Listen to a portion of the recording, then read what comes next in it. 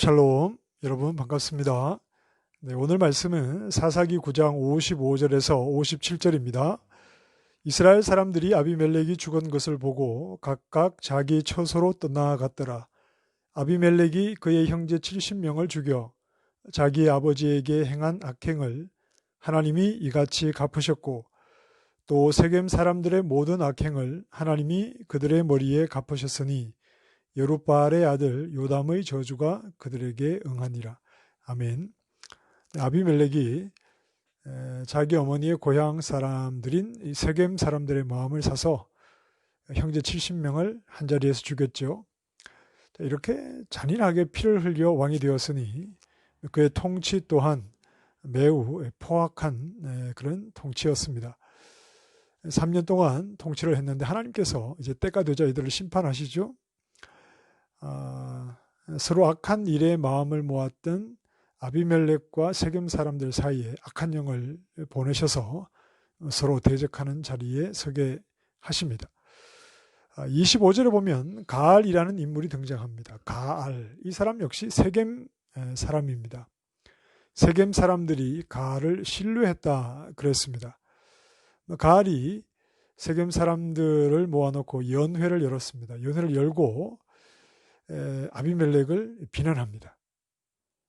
그리고 사람들을 선동해서 이제 아비멜렉에게 반역을 하도록 선동을 하죠. 가알을 신뢰했으니까 세겜 사람들의 적지 않은 수가 이제 가알을 따르게 되었습니다. 아비멜렉의 폭정에 시달리던 사람들이 이 가알의 등장에 어쩌면 많은 기대를 가졌을지 모릅니다. 그런데 결과적으로 이 가알은 허풍장이에 불과했죠. 소식을 듣고 아비멜렉은 가알과 그를 추종하던 세겜 사람들을 공격을 합니다. 그런데 이 가알이 조금 싸우는 척하다가 금세 도망을 쳐버리고 남아있던 세겜 사람들은 아비멜렉에 의해서 많이 피를 흘려 죽고 맙니다. 이렇게 피 흘림이 끝나나 싶었는데 그 다음날 아침에 세겜 사람들이 이제 성문을 열고 여느 때와 다름없이 밭일을 하기 위해서 밭으로 나아갈 때 매복해 있던 이 아비멜렉 사람들이 세겜 사람들을 죽입니다. 성경에 보니까 종일토록 세겜 사람들을 죽였다고 했습니다. 다 그들을 죽이고 결국은 이 세겜 성을 다 헐어버리고 말았습니다. 아비멜렉과 세겜 사람들이 어떤 관계였습니까?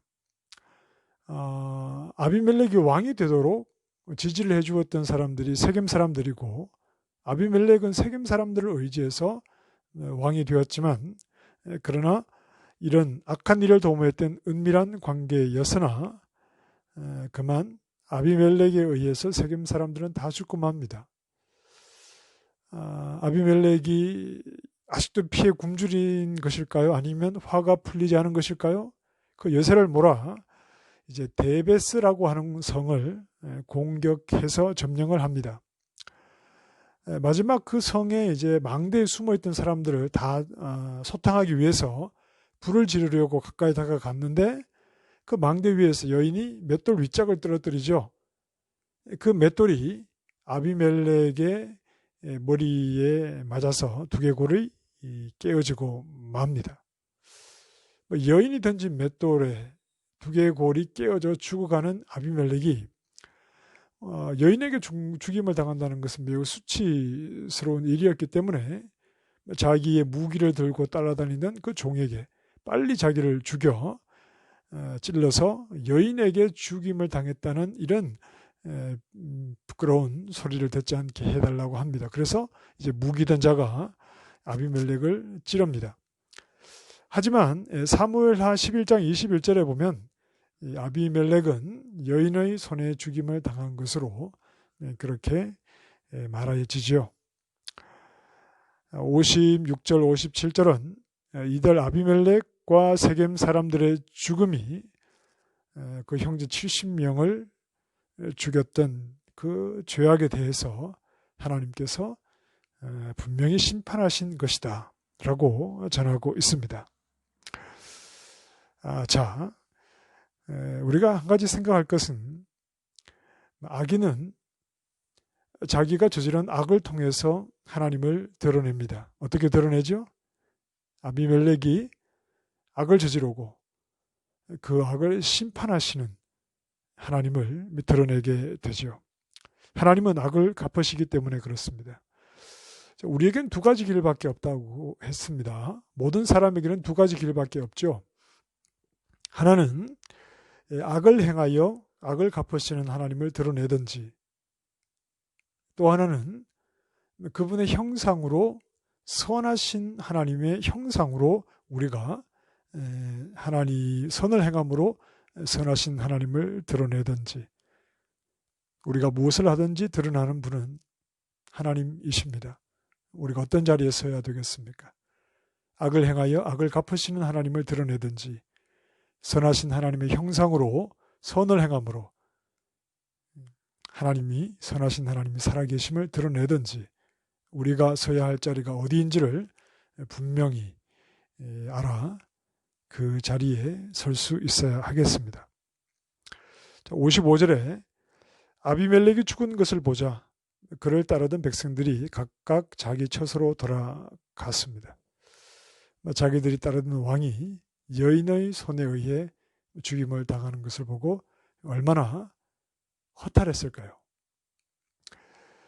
백성들이 따르는 진정한 지도자는 자기 스스로가 악한 방법을 동원해서 왕이 되는 자가 아니라 하나님이 세우시는 자만이 진정한 지도자입니다. 아비멜렉도 아니었고 또 잠깐 등장했던 가알도 아니었습니다.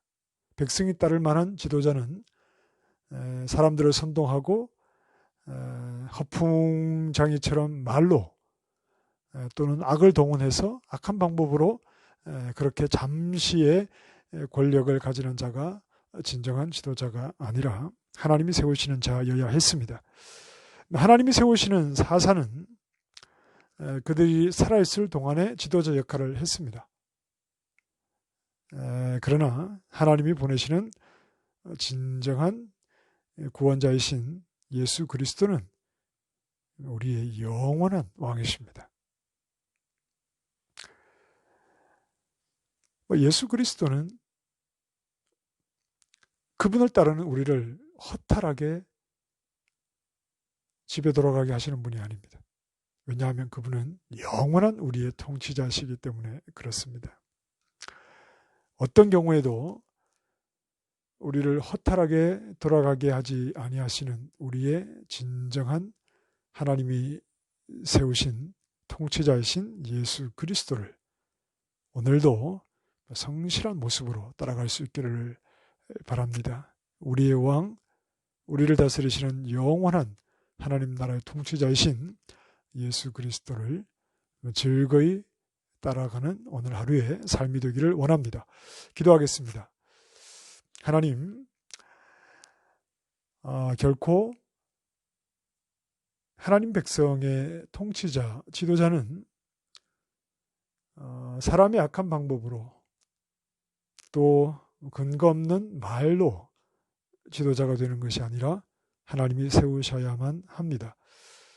하나님이 세우신 우리의 진정한 통치자 예수 그리스도를 즐거이 따라가는 오늘 하루의 삶이 될 수 있도록 인도하여 주시고,